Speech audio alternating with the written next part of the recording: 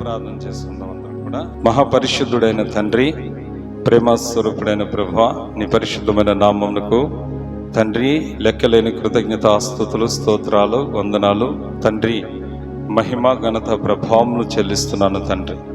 ఈరోజు నాయన నీ సన్నిధానంలో ప్రభువా, ఇదిగో మేమందరం కూడి నేను ఆరాధిస్తుండగా నేను మాకు సంపూర్ణమైన సంతోషమును, సమాధానం మాకు దయచేయండి. మీరు మాట్లాడుతుండగా వినగల చెవులను, గ్రహించగల మనస్సును మాకు దయచేయమని యేసునామములో అడుగుచున్నాను తండ్రి, ఆమేన్. నమ్మకత్వంలో ఉన్న ఆశీర్వాదం గురించి దేవుడు ఈరోజు మనతో మాట్లాడుతున్నాడు. నమ్మకత్వంలో ఉన్న ఆశీర్వాదం. సామెతల గ్రంథము 28వ అధ్యాయము 20వ వచనం చదువుకుందాం. నమ్మకమైన వానికి దీవెనలు మెండుగా కలుగును. నమ్మకమైన వానికి దీవెనలు మెండుగా కలుగును. ధనవంతుడగుటకు ఆతురతపడివాడు శిక్ష నొందకపోడు. ఆమేన్. నమ్మకమైన వానికి దీవెనలట మెండుగా కలుగుతాయట. నమ్మకమైన వానికి దీవెనలట మెండుగా కలుగుతాయట. నమ్మకత్వం అనేది చాలా ఆశీర్వాదకరమైనది అన్నమాట. అంతము వరకు మనం నమ్మకత్వం కలిగి ఉండాలి దేవునితో. చివరి వరకు కూడా దేవుని సన్నిధిలో కనిపెట్టాలి. ఎందుకంటే నమ్మకత్వం అనేది ఎలా ఉంటుందంటే చాలా ఆశీర్వాదకరంగా ఉంటుంది. నమ్మకత్వం అంటే ఏంటి, అర్థం ఏంటి, ఒకసారి మీకు వివరించాలనుకుంటున్నాను. ఒక్కొక్కసారి మన జీవితంలో మన ఆశీర్వాదాలన్నీ కూడా ఆలస్యం అయిపోతున్నట్టుగా ఉంటాయి. మనం అనుకున్న పనులు జరగనట్టుగా ఉంటాయి. ఒక్కొక్కసారి నువ్వు అడిగిన వాటిని దేవుడు విన్నట్టుగానో లేకపోతే ఆలకించినట్టుగానో మనకు అనిపిస్తూ ఉంటుంది. నువ్వు చర్చికి వస్తావు, ప్రార్థన చేస్తావు, ఇంటికాడ కూడా ప్రార్థన చేస్తావు, కానీ అటువంటి సమయాలలో ఏమైపోతుందంటే ఒక్కొక్కసారి ఆ యొక్క దేవుని యొక్క ఆశీర్వాదం అనేది మన జీవితంలో ఆలస్యం అవుతున్నట్టుగా ఉంటుంది. కానీ అంతం వరకు కూడా నమ్మకంగా కనిపెట్టాలని బైబిల్ సెలవిస్తుంది. ఎప్పటి వరకు? అంతము వరకు కూడా. అంతము వరకు అంటే చివరి వరకు చూడాలి ఖచ్చితంగా. తొందరపడిపోకూడదు. ఈరోజు వచ్చి అంటారు కదా, కోడి గుడ్డెట్టిన పిల్ల అయిపోదు కదా. కోడి గుడ్డెట్టిన పిల్ల అయిపోదు. మొక్క నాటిన వెంటనే ఫలాలు ఇచ్చేది. మొక్క నాటి పెరిగి పెద్దదై అది కొమ్మలు వేసి ఆకులు వేసి పూత పూసాక ఫలాలు ఇస్తుంది. దీనికి కొన్ని సంవత్సరాలు టైం పడుతుంది, అవును కదా. అలాగే నాటు వేసినంతే రేపు కోత కోయలేం. ఈరోజు నాట్లు వేసామంటే దానికి ఎంత వ్యవసాయం చేయాలి. వ్యవసాయం జరిగిన తర్వాత దాదాపు 3 నెలల పంట అయితే 3 నెలలకు కోతకు వస్తాం. అదొక 6 నెలల పంట అయితే 6 నెలలకు కోతకు వస్తాం. అప్పుడు దాకా ఈ వ్యవసాయదారుడు ఆ భూఫలం కోసం ఓపికతో కనిపెట్టినట్లుగా మనము దేవుని సన్నిధిలో విలువైన పంట కోసము నమ్మకత్వంతో కనిపెట్టడం అనేది విశ్వాస జీవితంలో చాలా ముఖ్యమైనది. ఎందుకంటే దేవుడు మన ఓర్పును పరీక్షిస్తూ ఉంటాడు. ఏం పరీక్షిస్తుంటాడు? ఓర్పును పరీక్షిస్తూ ఉంటాడు. ఈరోజు వచ్చేసి రేపే స్వస్థ చేయాలి, ఈరోజు వచ్చి రేపే నేను గొంతులు వేసి నడిచేయాలి, లేకపోతే ఈరోజు వచ్చి రేపు నేను కోటీశ్వరుని అయిపోవాలి, ఈరోజు వచ్చి రేపే నాకు మంచి ఉద్యోగం చేయాలి, లేకపోతే ఈరోజు వచ్చి రేపే నాకు మంచి భార్య భర్త పిల్లలు వచ్చి నా భర్త మారిపోవాలి అని తొందరపాటుతనం అనేది మన జీవితంలో ఉండకూడదు. కానీ మన జీవితంలో దేవుడు ఆశీర్వదించే వరకు కానీ, దేవుడు మన ఎడల కృప చూపించే వరకు కూడా దేవుని సన్నిధిలో మనమందరం కూడా నమ్మకత్వం కలిగి ఉండాలి. ఎట్లా ఉండాలి? నమ్మకత్వం కలిగి ఉండాలి. యేసు ప్రభు యొక్క 12 మంది శిష్యుల్లో ఇస్కరియోతు యూదా ఉన్నాడు. ఈ ఇస్కరియోతు యూదా చివరి వరకు కూడా నమ్మకత్వంలో లేడు. నమ్మకత్వంగా లేడు ఆ యూదా తొందరపడ్డాడు. యేసు ప్రభుని ఎలాగా ఆయన శాస్త్రులు పరీక్షలు పట్టుకుని సిలువ వేస్తారని చచ్చిపోతాడు. తర్వాత మా పరిస్థితి ఏంటి, నాకు ఏదైనా ఉండాలి కదా అన్న ఆలోచనతో ఉన్నాడో, లేకపోతే తనకి ఏదో డబ్బు వస్తే బాగా బాగుపడిపోతానన్న ఆలోచనతో ఉన్నాడేమో. కానీ అతడు తొందరపడి యేసు ప్రభుని 30 దేనారాలకు అమ్మేశాడు. ఆఖరికి ఆ డబ్బు అతనికి ఉపయోగపడలేదు, ఊరిపోసి చనిపోయాడు, అవునా. కానీ మిగతా వాళ్ళ నమ్మకత్వంతో ఎదురు చూస్తారు. యేసు ప్రభు వరకు కొంచెం గడిబిడైనా తర్వాత నమ్మకత్వంతో ఉన్నారు. అయితే ఆ యూదా చనిపోయిన తర్వాత వారు యేసుప్రభు శిష్యులు 11 మంది కదా. అయితే ఒకడు తక్కువ అయిపోయాడు. వాళ్ళకి ఏమైపోయారు? ఒకడు చచ్చిపోయాడు, ఊరి పోసుకుని. ఇప్పుడు 11 మందే ఉన్నారు. ఈ 11 మందే యేసుప్రభు పునరుద్ధానంలో ఆయనతో ఉన్నారు. ఆయన వారిని మేడగదిలో కలిశాడు. పోయిన వారం చెప్పాను. వారిని అభిషేకించాడు. పేతురు నన్ను ప్రేమిస్తావు అని అడిగాడు. వారిని కలుసుకున్నాడు. 40 దినములు వాళ్ళని కలుసుకున్నాడు. ఎంతమందిని? 11 మందిని. ఎంతమందిని? ఒకడేమయ్యాడు? చచ్చిపోయాడు. ఎంతమందిని కలిశారు ఆయన? 11 మందిని కలిశారు. 40 days కలిశారంట ఆయన భూమి మీద. 40 రోజులు బ్రతికిన తర్వాత ఆయన వారి ముందే పరలోకానికి వెళ్ళిపోయాడు. ఆయన యేసుప్రభు శిష్యులు అక్కడ చూస్తుండగా 120 మంది, దాదాపు 500 మంది సహోదరులు అందులో చూస్తున్నప్పుడు ఆ యొక్క కొండ మీద ఆయన ఆరోహణం అయిపోయాడు. మిగతా వాళ్ళందరూ కూడా యెరూషలేముకు గల పరిశుద్ధాత్మ కనిపెట్టమంటే 120 మంది మాత్రం మేడగదిలో కలిసి ఏకతెగగా ప్రార్థన చేస్తున్నారు పరిశుద్ధాత్మ కొరకు. ఎంతమంది? 120 మంది ఉన్నారు ప్రార్థన చేసేవారు. ఇక్కడ దాదాపు యేసుప్రభు వారు పరలోకానికి వెళ్ళిపోయాక 500 మంది ఆయన, ఆ 500 మధ్య ఆయన ఆరోహణమయ్యాడు. 500 మధ్యలో చాలా మంది వారు ఇళ్ళకి వెళ్ళిపోయారు. యేసుప్రభు పరలోకానికి ఎత్తబడ్డాక 120 మంది మిగిలారు. ఎంతమంది మిగిలారు? 120 మెంబర్స్ మిగిలారు. అందులో యేసుప్రభు వారి తల్లి మగ్దలేనే మరియా, మరి యేసుప్రభు శిష్యులైన 11 మంది, చాలా మంది కలిపి ఎడతెగని ప్రార్థన చేస్తున్నారు. అయితే వారు ప్రార్థన చేసినప్పుడు పేతురు వారికి నాయకుడిగా ఉన్నాడు. పేతురు గారు లేచి, పేతురు గారు ఆ 120 మంది ఏమంటున్నారంటే, బాబు మనమందరం కూడా ప్రభు యేసుక్రీస్తు వారు దావీదు ప్రవచనాన్ని బట్టి మన కొరకు ఆ లేఖనాలు నెరవేర్పుని బట్టి, మరి ఆ యూదా సహోదరులు యేసును పట్టుకుని త్రోవ చూపున యూదాను గురించి పరిశుద్ధాత్మ దావీదు పూర్వం పలికిన లేఖనము నెరవేరవలసింది గనక ఆ వాక్యం నెరవేరి అతడు మనలో ఒకడుగా ఉన్నాడు. యూదా ఈ పరిచర్లో అతడు పాలు పొందాడు. ఈ పరిచర్లో అతడు ఏం పొందాడు? ఈ పరిచర్లో అతడు పాలు పొందాడు. ఈ పరిచర్లో అతడు మనలో ఒకడికి ఎంచబడ్డాడు.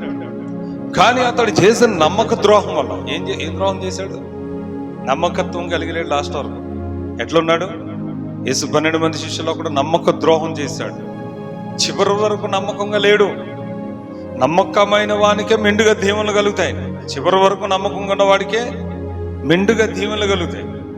కానీ మధ్యలోనే నమ్మకత్వాన్ని వదిలేస్తున్నాడు. చాలా మంది ఉరేసి చచ్చిపోయాడు అంటారు.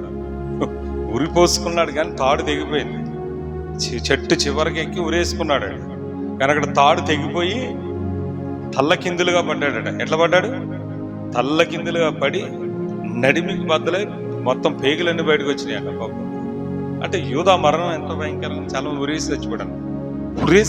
ఉరేసుకున్నాడు కానీ కిందికి పడి నడిమికి బద్దలై పేగులన్నీ బయటకు చచ్చిపోయాడట. చూసారా నమ్మక ద్రోహం ఎంత భయంకరమైనదో.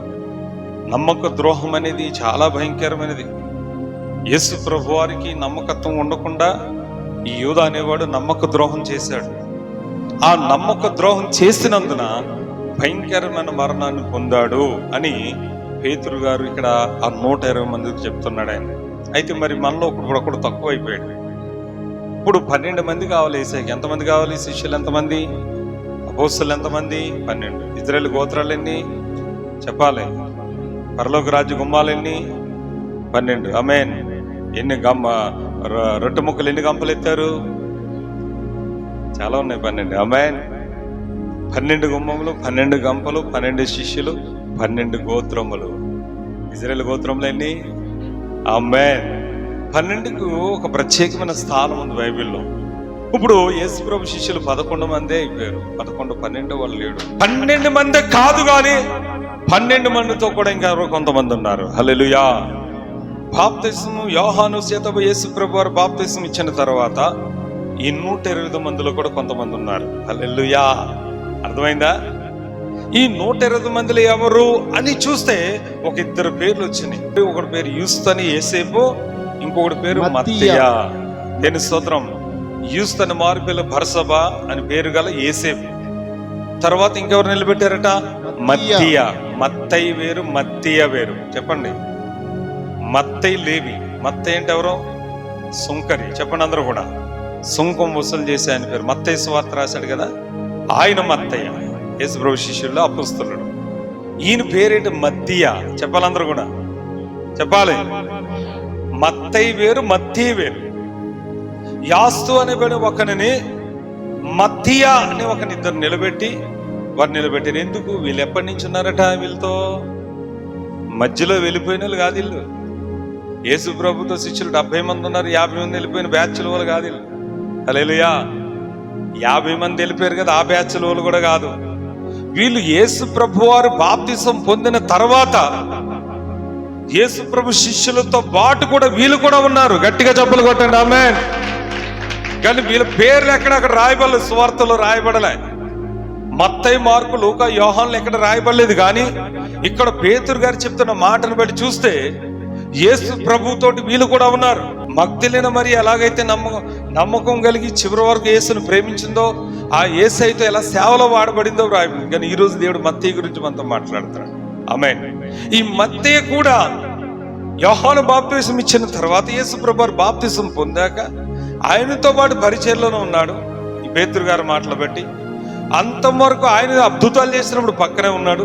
ఆయన గుడ్డివారిని స్వస్థపరిచినప్పుడు ఉన్నాడు ఈ మత్తయి, లేకపోతే ఈ యేసేపు అన్న ఆయన. అలాగే ఈ మత్తయి, అలాగే ఆయన సిలువ బలియాగమైనప్పుడు కూడా దగ్గరే ఉన్నాడు. ఆయన పునరుత్థానుడయ్యే వరకు కూడా దగ్గరే ఉన్నాడు. గట్టిగా ఆమేన్. ఆఖరికి యేసు ప్రభు ఆరోహణం అయిపోయిన తర్వాత కూడా ఆ మేడగదిలో ప్రార్థన చేస్తున్న 120 మందితో ఉన్నాడు. కానీ ఆ వెళ్ళిపోయిన 385 మంది, దాదాపు 500 మంది సహోదరులలో యేసు అని యేసేపును అలాగే మత్తయిను నిలబెట్టి అక్కడ ప్రభువా ప్రార్థన చేశారట. ప్రభువా 11 మందే ఉన్నాం, ఒకడు చనిపోయాడు, ఒకడు యూదా ద్రోహం వల్ల, నమ్మక ద్రోహం వల్ల వాడు చనిపోయాడు. పేతురు అక్కడ ప్రార్థించాడు, ప్రభువా వీరిని ఎవరిని కోరుకున్నావు? అందరి హృదయాలు ఎరిగిన దేవుడు గనక ఇందులో ఎవరిని పరిచర్యకు ఎన్నుకున్నావు? ఎవరిని అపోస్తలుగా ఉంచుకున్నావు? ఎవరిని 12 అపోస్తలుగా నువ్వు కోరుకున్నావు ప్రభు అని ప్రార్థన చేసి వారి పేర్ల మీద 2 పేర్ల చిట్టీలు తీశారట. 11 మంది అపోస్తలులతో ఇప్పుడు ఎవరి పేరు చేర్చబడింది? యూదా స్థానంలో మత్తయి పేరు చేర్చబడింది. ఎందుకంటే ఆ చిట్టి ఎవరి పేరు మీద వెళ్ళిందంటే మత్తయి పేరు మీద వెళ్ళింది. మత్తయి కాదు, మత్తయి. చెప్పాలందరూ కూడా ఇతడు మొదటి నుంచి చివరి వరకు యేసు పునరుద్ధానం వరకు ఆయనతోనే నమ్మకం కలిగి ఉన్నాడు. మరి ఎందుకు ఈయన మొదట్లో పిలవలేదు యేసయ్య? మరి మొదట్లో 12 మందిని పిలిచినప్పుడు మరి అంత నమ్మకస్తుడని తెలిసిన ఈ మత్తయిని దేవుడు ఎందుకు పిలవలేదు? అప్పుడు యేసయ్య ఎందుకు పిలవలేదు? కానీ దేవుని చిత్తం ఏంటంటే ఇతడు చివరి వరకు నమ్మకత్వం కలిగి ఉంటాడా, మధ్యలో వెళ్ళిపోతాడు తెలీదు. లేకపోతే చివరి వరకు నమ్మకం కలిగి ఉంటాడా, లేకపోతే మధ్యలో వదిలిపెట్టేస్తాడో తెలీదు. చివరి వరకు మొదట తనకు కలిగిన కృపను చివరి వరకు కాపాడుకుంటాడా, లేకపోతే మధ్యలో విడిచిపెట్టేస్తాడో తెలియదు కదా. కనుక ఇతడి విషయంలో యేసు ప్రభువారు ఆయన విషయంలో వెయిటింగ్ లిస్ట్ లో పెట్టాడంతే. ఆమేన్. ఇప్పుడు యూదా సీట్ క్యాన్సిల్ అయింది. యూదా సీట్ క్యాన్సిల్ అయింది. ఆ సీట్ ఎవరికి వచ్చింది? మత్తయికి వచ్చింది. అర్థమైన వాళ్ళు గట్టిగా చెప్పాలి ఆమేన్. అప్పుడే కోరుకోవచ్చు అందరూ. యేసు ప్రభు మత్తయి, మార్కు, లూకా, యోహాను, అల్ఫాయి, జబదాయి, ఆయన పేతురు, యోహాను, యాకోబు వీళ్ళందరినీ ఆయన మరి తనకు సేవలోనూ తన అపోస్తలుగాను పిలుస్తున్నాడు. మార్కు, లూకా లేరులేండి, ఆయన పౌలు గారి శిష్యులుగా. అపోస్తలత్వం లేరండి వాళ్ళు యేసు ప్రభు పౌలు శిష్యులు వాళ్ళు, అవునా కదా. అయితే ఈ యొక్క యోహాను, మత్తయి మాత్రం యేసు ప్రభు అపోస్తలత్వంలో ఉన్నారు, అపోస్తలుగా ఉన్నారు. మరి అప్పుడు పిలిచినప్పుడు మత్తయి నువ్వు కూడా రా, నిన్ను కూడా నేను సేవకుని చేస్తాను, నిన్ను కూడా అభిషేకిస్తాను, నువ్వు కూడా నా నామాన్ని ప్రకటించు, నా రాజ్యాన్ని ప్రకటించు, నువ్వు కూడా దెయ్యాలను వెళ్ళగొట్టు, రోగాలను స్వస్థపరచు, అద్భుతాలు చేయి, రా. నువ్వు కూడా 12 అపోస్తలు 13 అపోస్తలు అని పిలవచ్చు కదా. పిలవలేదు. ఒకటి సీటు సిరిగిపోద్దని ఆయనకు ముందే తెలుసు. హల్లెలూయా. అవునా కదా. దావీదు ద్వారా ముందే రాయబడిందంట యూదా గురించి. Praise Lord. ఎవరి ద్వారా? దావీదు లేఖనం అక్కడ నెరవేరిందని యూదా గురించి రాయబడింది. అంటే యేసు ప్రభు వారికి ముందే తెలుసు యూదా అనేవాడు అక్కడ కొట్టివేయబడితే ఆ స్థానంలో ఎవరికి ఇవ్వాలి? మత్తయికి ఇవ్వాలని. ఆమేన్. అందుకే ఈరోజు మనం కూడా చివరి వరకు మత్తయి వాళ్ళ ఎదురు చూడాలి. మత్తయి ఎక్కడ కూడా అతని గురించి రాయబడలే, ఎక్కడ కూడా అతని స్టోరీ రాయబడలే. ఎక్కడ కూడా అతడు యేసుప్రభుకి ఏ సేవ చేసి రాయబడలేదు. కానీ ఇక్కడ పేతురు గారి మాటను బట్టి చూస్తే అపోస్తుల వలె ఉన్నాడట అతను. దేవుని స్తోత్రం, హల్లెలూయా. అపోస్తులు యేసయ్యకి సేవ చేశారు. యేసుప్రభు శిష్యులు యేసుప్రభుతోటే ఉన్నారు. యేసుప్రభు కష్టంలో, నష్టంలో, శ్రమలో, బాధలో ఆయన కొండ మీద, నేల మీద, ఊర్లో ఉంటే ఊర్లో, బావి దగ్గర యేసుప్రభు శిష్యులు ఉన్నారు. ఆ యేసుప్రభు శిష్యులతో పాటు మొన్న పోయిన వారం చదువుకున్న ఇంకొంతమంది స్త్రీలు కూడా ఉన్నారు. కొంతమంది ఎవరున్నారు? స్త్రీలు ఉన్నారు. అందులో 7 దెయ్యములు వెళ్ళగొట్టబడిన మగ్దలేన మరి ఉంది. తర్వాత ఇంకెవరున్నారు? జోహన్నా, సుసన్న లాంటి వారు ఉన్నారు. అవునా? వారు తమ ఆస్తుత పరిచయం మార్తా మరియ ఉన్నారు. లాజరు ఉన్నాడు. యేసుప్రభుతో 12 మందే కానీ చాలా మంది ఉన్నారు. హల్లెలూయా. లాస్ట్ వరకు నమ్మకం కలిగి పరిచారణ వాడబడ్డారు.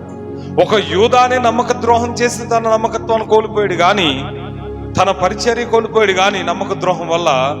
కానీ లాస్ట్ వరకు కూడా మధ్య అదే నమ్మకత్వంతో ఉన్నాడు గనక అతడికి అపోస్తలత్వం దొరికింది. హల్లెలూయా.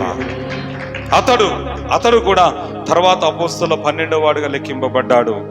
తర్వాత ఈ 12 మంది మీదకి ఏం దిగి వచ్చింది చెప్పాలి అందరికీ? ఏమి దిగి వచ్చింది 12 మీదకి? ఆమేన్. ఎవరు దిగి వచ్చారు చూసారా? ఎవరు దిగి వచ్చారు? ఆమేన్. అసలు యేసుప్రభు శిష్యుడు కాదు, ఏదో ఒక విశ్వాసగా ఆయన వెంబడించాడంతే. అసలు యేసుప్రభుకి ఆయనకి ఏ సంబంధం ఉన్నట్టు స్వార్థలు వ్రాయబడలే. ఎక్కడ కూడా యేసు ప్రభుతో ప్రత్యక్ష సంబంధం ఉన్నట్టు రాయబడలేదు. కానీ అతడు రహస్యంగా ఉన్నాడు, తెర వెనకున్నాడు. ఆమేన్. ఎక్కడున్నాడు అతడు కూడా పరిచయంలో ఉన్నాడు, కానీ ఎక్కడున్నాడు? తెర వెనకున్నాడు. అపోస్తులు తెర ముందుంటే యేసు ప్రభు శిష్యులు ఇతడు తెర వెనకాలండి యేసయ్యకి సహాయం చేశాడు. యేసయ్య పరిచయంలో బాప్తిసం పొందిన దగ్గర నుంచి ఆరోహణమయ్యే వరకు ఉన్నాడు. అబ్బా, మామూలు విషయంగా ఎందుకు ఎన్నుకున్నాడండి దేవుడు? ఊరికి ఎన్నుకోడండి. తన సేవకి దారింటి పిలిచే, దానయ్యరా నువ్వు నా సేవ చేయి, లేకపోతే ఇది ముచ్చట్లు చెప్పే ముసలమ్మ నా సేవ చేయని ఇప్పుడు చెప్పడు ఆయన. ఆయన సేవ చేయాలంటే, అపోస్తలత్వం పొందాలంటే నమ్మకత్వం అనేది దేవుని దగ్గర ఉండాలి. హల్లెలూయా. ఆ నమ్మకత్వం సంపాదించే వారికి ఎదురు చూడాలి. ఆ నమ్మకత్వం సంపాదించడానికి అతడు 3.5 సంవత్సరాలు యేసయ్యతో ఉన్నాడు. ఎన్ని సంవత్సరాలు ఉన్నాడు? యేసు ప్రభు వారి పరిచర్య స్టార్ట్ చేసిన 30 years ఆయన సిలువ వేయబడింది 33.5 సంవత్సరాల వయసులో. అంటే బాప్తిసం పొందింది 30 సంవత్సరాల వయసు, సిలువ వేయబడింది 33.5 సంవత్సరాల వయసు. అంటే ఈ మధ్య యేసయ్యతో తెర వెనకాల 3.5 years ఉన్నాడు. Praise Lord. అంటే ఎలా ఉన్నాడంటే నమ్మకత్వం కలిగి ఉన్నాడు. హల్లెలూయా. తాను ఎక్కడ కూడా నన్ను శిష్యుడు ఎందుకు యేసయ్య చేసుకోవాలి ఫీల్ కాలే, నన్ను ఎందుకు అపోస్తలుగా పిలవదని ఫీల్ కాలే, నన్ను దేవుడు ఎందుకు నన్ను వారందరూ పేర్లు పిలిచి 12 మంది అపోస్తలుగా నన్నెందుకు పిలవలేదు తాను ఎప్పుడు కూడా అనుకోలేదు. కానీ తనకు అవకాశం వచ్చే వరకు, తన పేరు దేవుడు పిలిచే వరకు కూడా ఆ అపోస్తలతో యేసు ప్రభు సిలువ వేయబడ్డప్పుడు, ఆయన పునరుద్ధానమైనప్పుడు, సమాధి చేయబడినప్పుడు ఆయనతోటే నమ్మకం కలిగి ఉన్నాడట. హల్లెలూయా. ఈరోజు కూడా మన జీవితంలో నువ్వు యేసయ్యతోటి నమ్మకత్వం కలిగి ఉంటున్నావా, లేకపోతే మధ్యలోనే ఆగిపోయే దానిలో ఉంటున్నావా? చివరి వరకు కూడా నమ్మకత్వం కలిగి ఉన్నవాడే దేవునికి ఉపయోగపడే దాసుడు. ఆమేన్. కష్టం వచ్చినా, శ్రమ వచ్చినా, వ్యాధి వచ్చినా, బాధ వచ్చినా ఈ అపోస్తులత్వం పొందుకున్న మత్తయి కూడా పరిశుద్ధాత్మను పొందాడు. ఆమేన్. అపోస్తులైన 12 మందితో ఇతడు కూడా వాడబడ్డాడు. 12 మంది దెబ్బలు తిండి ఇతడు దెబ్బలు తిన్నాడు యేసయ్య కొరకు. హల్లెలూయా. 12 మంది జైల్లో వేయబడి ఇతడు కూడా జైల్లో వేయబడ్డాడు. ఎవరి కొరకు? యేసుప్రభు బ్రతికున్నంత కాలంలో తెర వెనకాల ఉన్నాడు. యేసుప్రభు చనిపోయి పరలోకం వెళ్ళిపోయి పరిశుద్ధాత్మ పొందాక తెర ముందుకు వచ్చేసాడు. 12 మందిలో ఒకడైపోయాడు. ఏంటి ఆయన పేరు? మత్తయి. ఆమేన్. 12 మంది అపోస్తలు అద్భుతాలు చేస్తున్నారు. ఈయన కూడా అద్భుతాలు చేశాడు యేసు నామములో. ఆమేన్. పరలోకం 12 పునాదుల మీద కట్టబడ్డారంట. ఎన్ని పునాదులు? 12 పునాదులు వేశారట. మామూలు విషయం కాదు. ఏదో మనం ఇక్కడ ఇల్లు కట్టుకుంటే 8 పునాదులు వేసింది కాదు. పరలోక రాజ్యం సువిశాలమైనది, అంతం లేనిది, చాలా అద్భుతమైనది పరలోక రాజ్యం, దేవుడు నివసించే రాజ్యం. ఆ రాజ్యం యొక్క పునాదులట 12 గుమ్మములు, 12 పునాదులతో వేయబడ్డాయట. ఆ 12 పునాదుల మీద 12 అపోస్తలుల పేర్లు వ్రాయబడను. ఆమేన్. ఇప్పుడు ఈయన పేరు ఎక్కడికి వెళ్ళిపోయింది? మత్తయి పేరు ఎక్కడికి వెళ్ళిపోయింది? పరలోకంలో ఒక పునాది పేరు మత్తయి. గట్టిగా ఆమేన్. యూదాకు దక్కవలసిన అపోస్తలత్వము, యూదాకి దక్కవలసిన అపోస్తలత్వము ఇప్పుడు మత్తయికి వెళ్ళిపోయింది. యూదాకి దక్కవలసిన అపోస్తలత్వము మత్తయికి వెళ్ళిపోయింది. ఈరోజు నీ జీవితంలో కూడా దేవుడు ఆశీర్వదించడానికి ఆశీర్వదిస్తాడు, దేవుడు దీవిస్తాడు. కానీ నమ్మకమైన వానికే కలుగుతాయి దీవెనలు, అందరికీ రావు. చాలా మంది ఏం చేస్తారంటే మొదటి దినాల్లో ఉన్న ప్రేమ, మొదటి దినాల్లో ఉన్న విశ్వాసం, మొదటి దినాల్లో ఉన్న ఆసక్తి అనేది చివరి వరకు ఉండదు. చాలా మందికి దేవుని దానికి రావడానికి సనుక్కుంటారు, ప్రార్థన చేయడానికి సనుక్కుంటారు, సువార్తను సనుక్కుంటారు. దేవునికి వాల్యూ ఇటువంటి వాళ్ళు నమ్మక ద్రోహం చేసిన వారు అని అర్థం అనమాట. అర్థమవుతుందా? ఎప్పుడు వరకు నమ్మకం ఉండాలి తెలుసా? ప్రాణం పోయే వరకు నమ్మకం ఉండాలి. హల్లెలూయా. దేవుని ఎప్పుడు వరకు వదలకూడదు. నువ్వు పాడబడిన ప్రాణమున్నంత వరకు, నీ మట్టిలో చేరే వరకు, నా ప్రాణమున్నంత వరకు నీ మహిమలో చేరే. మా అనుభవంలో దేవుడు మమ్మల్ని సేవకు పిలిచిన తర్వాత ఎన్ని వేల మందిని దేవుడు మా దగ్గర పంపించాడంటే, దాదాపు ఒక 20,000 మందిని నేను సువార్త ప్రకటించానండి. ఒక 5,000 మందికి బాప్తిసం ఇచ్చాను. దాదాపు దేవుని సన్నిధిలో ఎంతో మందిని తీసుకొచ్చి వారి రోగాలు బాగు చేసి, వారి అప్పులు తీర్చి, వారికి మంచి మంచి బిజినెసెస్ కలగజేసి, వారి పెంట కుప్పల మీద వాళ్ళని తీసుకెళ్లి సింహాసనం మీద దేవుడు నా ద్వారా కూర్చోబెట్టాడు చాలా మందిని. కానీ చివరి వరకు నమ్మకం కలిగి లేరండి. ఆమె మధ్యలోనే రాలిపోయారు వాళ్ళందరూ. ఎందుకో తెలుసా? నమ్మకత్వం లేక. దేవుడు నిన్ను హెచ్చించే వరకు కనిపెట్టాలా, ఖచ్చితంగా కనిపెట్టాలి. ఆమేన్. సమూయేలు ప్రవక్త అన్నాడు దేవుడు, నేను విసర్జించిన సౌలు గురించి ఎందుకు ఏడుస్తావయ్యా? నేను విసర్జించేసినోడి గురించి ఎందుకు ఏడుస్తున్నా? దేవుడు ఏం చేశాడట? వాడు నమ్మక ద్రోహి ఎవడో, ఎందుకు విసర్జించాడు? వాటి నమ్మక ద్రోహం చేశాడు సౌలు. మనుషులు పైరూపం చూస్తారేమో, దేవుడు చూసేది హృదయం చూసి ఎన్నుకుంటాడు వాళ్ళని. ఆమేన్. ఇప్పుడు మత్తయింది ఏం చూసి ఎన్నుకున్నాడు దేవుడు? ఆమేన్. ఎప్పటి నుంచి ఉన్నాడు ఇతను? యోహాను దగ్గర ఆయన బాప్తిసం పొందిన దగ్గర ఆరోహణం అయ్యే వరకు ఉన్నాడట, విడవకుండా. ఆమేన్. ఆ ఒక్క మాటలోనే అతని జీవితం అంతా వచ్చేసింది. గట్టిగా చప్పలు కొట్టాలి. అలాగే పేతురు గారు చెప్పిన ఒక్క మాటలోనే మత్తయి లైఫ్ అంతా చరిత్ర అంతా వచ్చేసింది. అతడు ఎందుకు అపోస్తలుడు అయ్యాడో, అపోస్తలతో ఒకడికి ఎందుకు ఎంచబడ్డాడో, ఎలాంటి పరిచయం చేశాడో, ఏ విధంగా అపోస్తలతో అద్భుతాలు చేశాడో, ఏ విధంగా అద్భుతాలతో పాటు శ్రమలను అనుభవించి యేసుక్రీస్తుకి హతసాక్షిగా మారిపోయాడో అతని గురించి క్లియర్గా ఒక్క వాక్యంలో తెలిసిపోయింది. ఎక్కడ సువార్తలు లేదు ఆయన గురించి. ఎందుకో తెలుసా? అతను అంతా ఎక్కడున్నాడో తెలుసా? తెర వెనుక. ఇప్పుడు దావీదు అన్నదమ్ములు తెర ముందు ఉన్నారు, ఇప్పుడు దావీదు ఎక్కడ? తెర వెనుక ఉన్నాడు. Praise Lord. దావీదు అన్నదమ్ములు ఎక్కడున్నారు? ఇప్పుడు సమూయేలు మంది ఎంతమంది నిలబడ్డారంటే, వీళ్ళు ఆల్రెడీ ఆర్మీలో పనిచేస్తున్న జవాన్లు. వీళ్ళు ఎవరో ఏమా? సౌలు యొక్క ఆర్మీలో పనిచేస్తున్న జవాన్లు. ఎవరో? ఎస్ఐ కుమారులు. అర్థమైందా? దావీదు యొక్క అన్నలు ఆల్రెడీ ఆర్మీలో సెలెక్టెడ్ పీపుల్. పిలిచి మొదటి వాడు కాదు అన్నాడు. పెద్దోడు, రెండోవాడు వాడు కాదు, మూడోవాడు వాడు కాదు, నాలుగోడు వాడు కాదు, ఐదోడు, 6, 7 మంది. దేవుడు అన్నాడు వీడి కాదు 7గురిని త్రోసేశాడు దేవుడు. తండ్రి వాళ్ళని ఆర్మీలో జాయిన్ చేశాడు. పనికిరానోడని 4 గొర్రెలు ఇచ్చి మేపుకోరని అడవిలో పంపించాడు. ఎవరిని? దావీదు. ఆమేన్. కానీ దావీదు వెళ్ళి అడవిలోకి వెళ్ళి సితార తీసుకుని, యెహోవా నా బలమా, యథార్థమైనది నీ మార్గం. దేవుడంటే నమ్మకం కలిగి ఉన్న వ్యక్తి అండి దావీదు. చాలా నమ్మకత్వం కలిగిన వాడు. నా బలమా, నా శైలమా, నా కోట, నేను నమ్ముకున్న నా దేవుడు నీవే, నా ఆశ్రయదుర్గమా నీవే, నా ప్రాణమా, నా శైలమా అని దేవుణ్ణి ఎంతగానో ప్రేమించిన ప్రేమ అండి దావీదు. అందుకే దేవుడు దావీదుని ఎన్నుకున్నాడు. సమూయేలు అభిషేకించాక మంచిగా అడవికి వెళ్ళిపోయాడు, గొర్రెలు మేపుకున్నాడు. ఎందుకంటే సమయం వచ్చే వరకు. Praise Lord. హల్లెలూయా. సమయం వచ్చే వరకు అడవిలోనే ఉండాలి. సమయం వచ్చే వరకు తన గొర్రెలు మేపాలి. ఆ గొర్రెలు మేపుతున్న సమయంలో ఒక సింహం వెలుగుబంటి వచ్చి గొర్రెను ఎత్తుకుపోతుంటే వెళ్ళి దాంతో పోరాడి దేవుని ఆత్మ బలంతో గడ్డం పట్టుకుని సింహాన్ని చంపేసి తన గొర్రెను విడిపించుకున్నాడు. హల్లెలూయా. చూశాడు దేవుడు. నమ్మకం కలిగి ఉన్నాడు.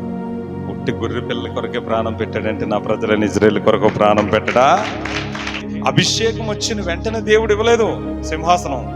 అభిషేకం వచ్చినంటే ఎవరికి ఇచ్చాడు సింహాసనం? సౌలుకి ఇచ్చాడు. ఆ సౌలు నమ్మకత్వం లేకపోయాడు. ఇక రెండో వాడు అలా కాకూడదు. ఆమెన్. అందుకే అతని ఆశీర్వాదం కొంచెం లేట్ చేశాడు దేవుడు. ఆమెన్. అర్థమైందా? ఆశీర్వాదం వచ్చినంటే పోగొట్టుకున్నాడు ఎవరు?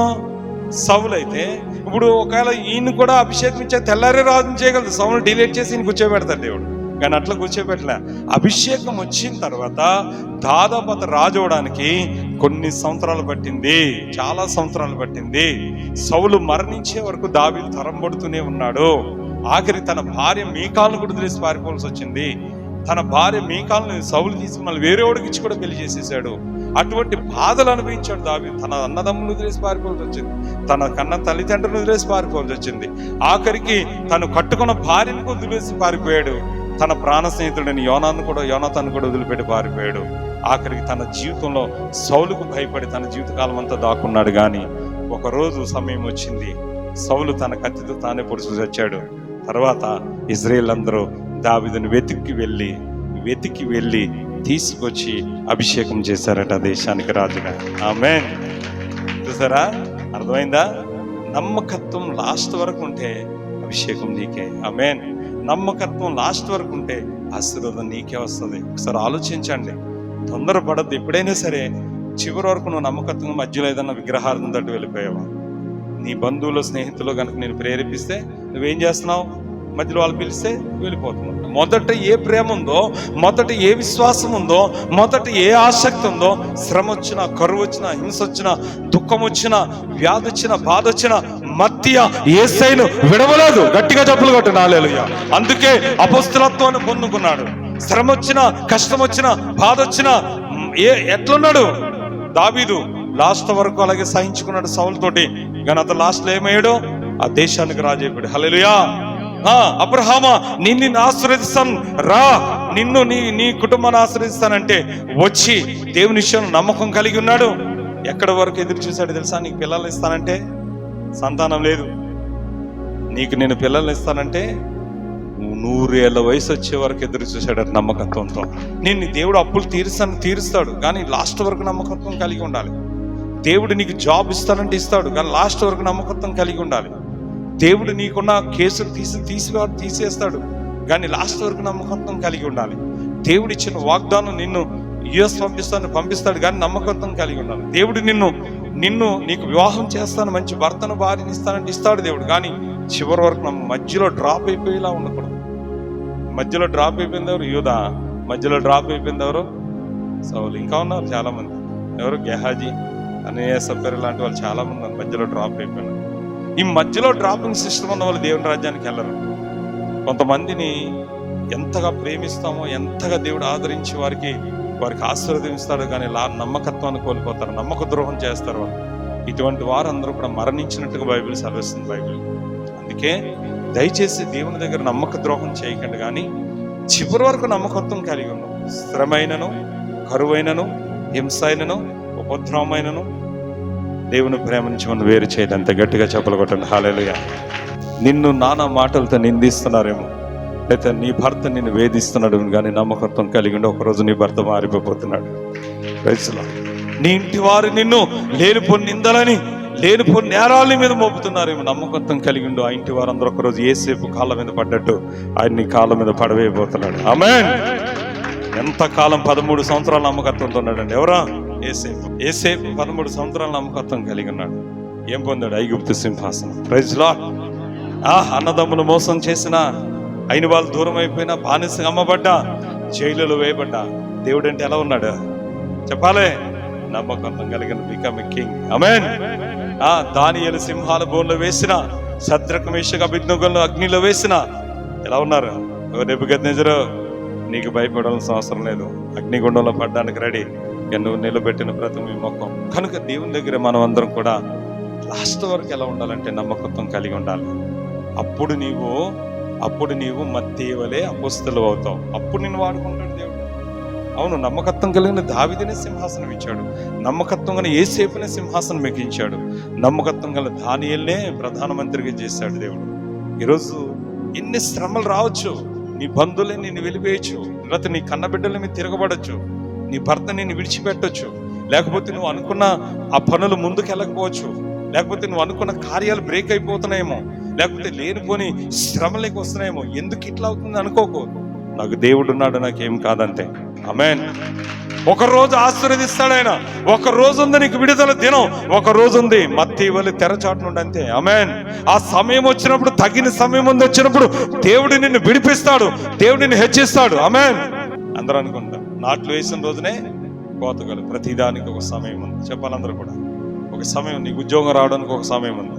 వెయిట్ చేయి. ఆయన నమ్మకత్వంతో చూడు, ఖచ్చితంగా నిన్ను మంచి జాబ్లో ఆయన నిలబెట్టేస్తాడు. ఆమేన్. ఆమేన్. నీకు ఇల్లు కట్టాలంటే ఒక సమయం ఉంది. ఆ ఇల్లు ఇచ్చే వరకు నువ్వు నమ్మకత్వం చూడు, ఒక మంచి ఇల్లు ఆయనే కట్టించేస్తాడు. హల్లెలూయా. నీకు మంచి భర్తను, వివాహం జరగాలి, భార్య దొరకాలంటే వివాహం కొరకు నమ్మకత్వం కనిపెట్టు. అడ్డదారులు దొక్కి ప్రేమ దోమ అంటే అలకు అనవసరంగా అందులో పడ్డావంటే అండానని చెప్తున్నాను కదా. ఉరులు వంటి మనసును, బంధకం వంటి చేతులు కలిగిన ఆ స్త్రీ వల్ల పడ్డ పురుషుడు గిలగలా కొట్టుకుని సంసోను వలె పోతాడు. అట్లాంటి పరిస్థితి రాకూడదు. ఈ ప్రేమ దోమను ఉచ్చుల్లో పడ్డ చాలా మంది యువకులు తమ జీవితాన్ని నాశనం చేసుకున్నారు. అందుకే వాటిని నమ్మకండి, అటువంటి వాటికి ఆకర్షితులు కాకండి. మంచి వివాహం జరిగే వరకు, మంచి భర్త, మంచి భార్య వచ్చే వరకు నువ్వు దేవుని సన్నిధిలో కనిపెట్టి ప్రార్థన చేయి. నీ వయసు వచ్చినప్పుడు ఖచ్చితంగా మంచి భర్తను, భార్యను ఆయనే నీకు అనుగ్రహిస్తాడు. యవనస్తులు చెప్తాడు ఈ మాట. ఆమె నమ్మకత్వం కలిగి ఉండు. తొందరపడకు, అడ్డదారులు తొక్కి నువ్వు వెతుక్కోకు. అది సాతాను చేసే పని కనుక దానివల్ల నీ జీవితం నాశనం అయిపోయినావు. అందుకే లాస్ట్ వరకు, నీ వివాహ వయసు వచ్చే వరకు కనిపెట్టు, కంగారు పడకు. నీ వివాహ వయసు వచ్చి నీకు మంచి భర్తను, భార్యను ఆయన సెలెక్ట్ చేసేవారు. ఆయనకు అప్పచెప్పు ఆ బాధ్యత. ఎవరికి? ఎముక ఎక్కడో, నువ్వు ఎముక, నీ బాడీ ఎక్కడో ఉన్నది. ఒక ఆడపిల్ల అయితే, నువ్వు పురుషుడు అయితే నీ బాడీ నీ ఎముక ఎక్కడో ఉంది.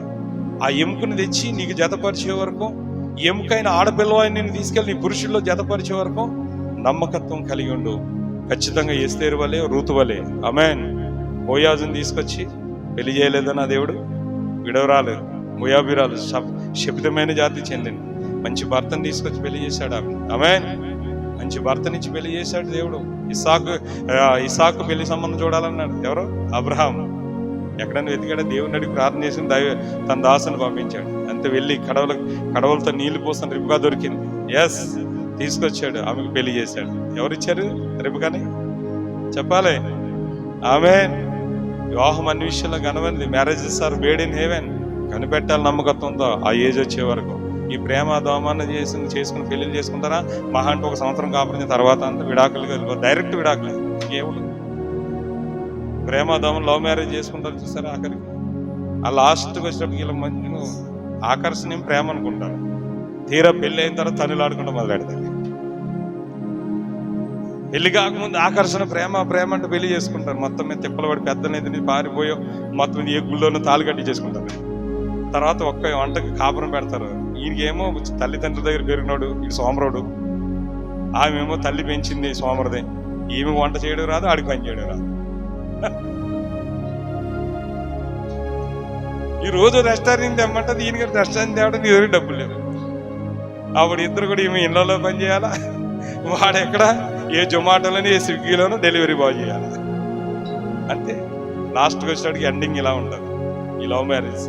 అందుకే నమ్మకత్వంతో కనిపెట్టావనుకో, నీ తల్లిదండ్రులు సర్టెన్ ఏజ్ వచ్చాక మంచి జాబ్ చేస్తున్న వ్యక్తిని తీసుకొచ్చి నీకు మ్యారేజ్ చేస్తారు. అప్పటిదాకా నమ్మకంతో కనిపెట్టు. తొందరపడద్దు యవనస్తులారా, యవన బిడ్డలారా, యవన పురుషులారా. నేను దేవుని నామములో పరిశుద్ధ ఆత్మతో మీకు చెప్తుండగా దయచేసి ఈ వాక్యాన్ని మీరు పాజిటివ్గా తీసుకోండి, నెగిటివ్ తీసుకోకండి. ఆమేన్. నమ్మకత్వంతో ప్రతి విషయంలో, జాబ్ విషయం నమ్మకత్వం కలిగి, నువ్వు అనుకున్న స్టడీ విషయం నమ్మకత్వంతో ఉండు. ఖచ్చితంగా దేవుడు నిన్ను తీసుకెళ్ళి నిన్ను గొప్ప డాక్టర్ గాను, ఇంజనీర్ గాను, కలెక్టర్ గాను, జడ్జి గాను, లేకపోతే మంచి సెంట్రల్ గవర్నమెంట్ కానీ, మంచి స్టేట్ గవర్నమెంట్ మంచి పోస్టులు నిలబెడతాడు. నమ్మకత్వం కలిగి ఉండు. నీకు జాబ్ ఇచ్చి నిలబెట్టేది ఆయనే, నీకు బిజినెస్ ఇచ్చేది ఆయనే. కానీ సమయం రావాలి, ప్రతి దానికి కూడా లాస్ట్ వరకు ఎదురు చూడాలంతే. ఈ మధ్యలో ఎక్కడ నమ్మకత్వం కోల్పోయావనుకో, నీ ఆశీర్వాదం అనేది అక్కడ స్టాప్ అయిపోయే అవకాశం. అర్థమైందా? మధ్యలో నమ్మకత్వం పోయిన సౌలుకి ఏమైంది? అతని ఆశీర్వాదం మధ్యలోనే ఆగిపోయిందా లేదా? యూదా ఎవరండి? అపోస్తలత్వం పొందుకోవాల్సిన వాడిని మధ్యలోనే అతని అపోస్తలత్వం పోయిందా లేదా? అందుకే ఒక సేవకుడు అయితే నువ్వు నమ్మకత్వంతో కలిగి ఉండు. దేవుడు ఖచ్చితంగా గొప్ప సంఘం ఇచ్చే వరకు, పరిచయం ఇచ్చే వరకు నమ్మకత్వం కలిగి ఉండు. ఖచ్చితంగా దేవుడు నిన్ను తగిన సమయంలో గొప్ప సేవకుడిగా సంఘం ఇచ్చి వాడుకుంటాడు. గట్టిగా సేవకుడు అయితే వచ్చే వరకు ఎదురు చూడాలంతే. నేను నమ్మకత్వం మా జీవితంలో అదేనండి. శ్రమలో నమ్మకత్వం కలిగి ఉన్నాం, నిందలో నమ్మకత్వం కలిగి ఉన్నాం. అసలు మా జీవితంలో ఎన్ని శ్రమలో, ఎన్ని శోధనలో సేవ పరిచయకు వచ్చిన తర్వాత మొదటి దినాల్లో మా పరిస్థితి ఎలా ఉండేదంటే మీరు నమ్మరు. అప్పుడే కొత్తగా రేషన్ కార్డు వచ్చింది కొంపల్లో. ఆ రేషన్ కార్డు బియ్యం తెచ్చుకుని వాటితో వండుకుంటూ అవే తింటూ, అసలు కనీసం చేతిలో రూపాయి లేకపోతే ఒకరోజు ఒక ఉంగరం, ఒకరోజు పాస్టర్ అమ్మ గారి చెవి కమ్మలు, ఒకరోజు ఏమో పిల్లలు ఈ ఉంగరాలు అలా పెట్టుకుని సంవత్సరం పాటు అప్పులు చేసుకుంటూ ఉన్నదంతా అమ్ముకుని దేవుని పరిచయం చేశాను. తెలుసా మీకు? దొడ్డు బియ్యం తింటూ, పచ్చడేసి తింటూ, చిన్న గది, ఇంత గది అంత, ఇంత గదిలోనే ఉండేవాను. దేవుడు పిలిచేవారు, దేవుడు పిలిచేవాడు. నమ్మకం ఏంటి? చాలా మంది అనేవారు మా బంధువులు, ఇదేంటి అక్కడ వెళ్ళి హైదరాబాద్ వెళ్ళి సేవ అంటూ వెళ్ళిపోయాడు, అక్కడ ఉన్న జాబ్ వదిలేసి జాబ్ రిజైన్ చేశాను, సేవ అంటూ అక్కడ నిలబడిపోయాడు ఏంటి, ఇద్దరు పిల్లల్ని ఎట్లా పెంచుతాడు, ఏ విధంగా చేస్తాడు, ఎట్లానో ఏమో అని మా బంధువులు అంటుంటే ఏం చేయాలో తెలియదు. దేవుడు సేవకు పిలిచాడు, ఇటు చూస్తే కుటుంబాన్ని పోషించుకోవాలి. కానీ అదే పరిస్థితుల్లో నమ్మకం కలిగి ఉన్నాం. లేనప్పుడు కూడా అదే సంతోషం కలిగి ఉన్నాం, ఉన్నప్పుడు కూడా అదే సంతోషం కలిగి దాదాపు ఆఖరికి మా పరిస్థితి మందిరం 2007 నవంబర్లో మందిరం వచ్చేటప్పటికి మా దగ్గర ఎంత ఉందో తెలిసి 20 రూపాయలు ఉంది. అన్ని చెవులు ముక్కులు అన్ని ఆఖరికి మొత్తం ఉన్న గోల్డ్ కూడా వెళ్ళిపోయి మా దగ్గర లాస్ట్ ఒక 20 రూపీస్. రేపు ఆ 20 రూపీస్ ఎలా బ్రతకాలో తెలియదు. ఇద్దరు పిల్లలు అద్దె కూడా ఎలా కట్టాలో తెలియదు మా పరిస్థితి. అలాంటి స్థితి వరకు కూడా నమ్మకం కలిగి ఎదురు చూసాం. అదే రోజు దేవుడు లాస్ట్ ఆ 20 రూపీస్తో పెట్రోల్ కూడా కొట్టిన, 1/2 లీటర్ పెట్రోల్ కూడా రాదు. మొదటి దినాల్లో పరిస్థితి చాలా ఘోరాతి ఘోరమైన పరిస్థితి. కానీ ఆ స్థితిలో కూడా దేవుని దగ్గర నమ్మకం కలిగి ఉన్నాం. ఆమేన్. ఈరోజు ఈ స్థితి కలుగజేసింది ఆ దేవుడే. దేవునికి మహిమ కలుగునుగా. ఊరికి రాదు ఆశీర్వాదం. చాలా జాగ్రత్త. చివరి వరకు నమ్మకత్వం కలిగి ఉంది. చెప్పండి అందరూ కూడా, దేవుడు నేను తప్పగా వస్తుంది. ఏమి డిసప్పాయింట్ కాకు. ఎందుకు నా జీవితంలో ఇంకా లేట్ అవుతుంది, ఎందుకు నా జీవితంలో ఇంకా దేవుడు ఎందుకు సహాయం చేస్తలేదు, ఎందుకు నా జీవితంలో ఇంకా ఆశీర్వాదం రావడం లేదు, వాళ్ళకి అయిపోతుంది, వీళ్ళకి అయిపోతుంది, వీళ్ళ భర్త వచ్చేసాడు నా భర్త రాలేదు, లేకపోతే వీళ్ళకి ఉద్యోగం వచ్చేసి నాకు ఉద్యోగం రాలేదు, లేకపోతే వీళ్ళు ఇల్లు కట్టుకున్నారు నేను ఇల్లు కట్టుకోలేదు, వీళ్ళు కారు కొనేసారు నేను కారు కొనేలేదు అని ఏదంటే పులిని చూసి నాకేదో వాతలు పెట్టుకుందట. వాళ్ళదే వాళ్ళ విషయంలో దేవుడు తొందర చేశాడంటే వాళ్ళ విషయంలో దేవుడి చిత్తం వేరే, నీ విషయంలో ఆలస్యం అవుతుంది, నీ విషయంలో దేవుని చిత్తం వేరే. ఒకరికి తొందరగా అవుతుంది, ఒకరికి కొంత లేట్ అవుతుంది. వాళ్ళతో కంపేర్ చేసుకోవద్దు నీ ఆశీర్వాదాన్ని ఎవరితో కూడా. మనం ఆలస్యం అవుతుందంటే నమ్మకత్వాన్ని పరీక్షిస్తున్నాడు, ఏదో గొప్ప దేవుడు నీకు దాచించాడు. హల్లెలూయా. నీ దైవజనుడు అంతం వరకు ఎలా సహించుకుని చెప్పాను. ఇప్పుడు నువ్వు కూడా అలాగే సహించుకో. ఖచ్చితంగా నీవు గనక దైవజనుడిగా అభిషేకం పడితే గొప్ప సంఘాన్ని కడతావు. నువ్వు కూడా యాలో కొలది ఆత్మను సంపాదిస్తావు. ఆమేన్. ఒకవేళ నిరుద్యోగం అయితే నువ్వు గనక దైవజనుడితో నిలబడి దైవజనుడు ఎలాగైతే సహించుకున్నాడో అలా కనుక సహించుకుంటే అంతం వరకు నువ్వు కూడా జీవ కిరీటాన్ని పొంది మంచి జాబ్ పొందుతావు, మంచి వివాహం జరుగుతుంది, మంచి ఇల్లు కడతావు, మంచి ఆశీర్వాదాలు నీకు రాబోతున్నాయి. ఎప్పుడు తెలుసా? అంతం వరకు సహించే. ఒకవేళ నీ రోగం తగ్గినది, డాక్టర్లు ఇంకా కష్టం అన్నారు, నువ్వు ఇంతే నీ లైఫ్ అన్నారు, కానీ సహించు. ఖచ్చితంగా దేవుడు నిన్ను స్వస్థపరిచి నిలబెట్టి నీ వాళ్ళు ఆశ్చర్యపోయే స్వస్థత నుంచి గొంతులు వేసే శక్తిని ఇస్తాను. దేవుడు అంత బలవంతుడు దేవుడు. ఆమేన్. నమ్ముతున్నారా? నమ్మని వాళ్ళందు గట్టిగా దేవుని స్తోత్రం చెప్పండి. హల్లెలూయా చెప్పండి. అంతం వరకు ఎలా ఉండాలి? నమ్మకమైన వానికి. మోషే ఎవరు? ఇల్లందరిలో నమ్మకమైన వాడు. ఆమేన్. ఆయన ఎవరు? నమ్మదగిన దేవుడు. Praise Lord. దేవుడి వాక్యంను దీవించునుగాక.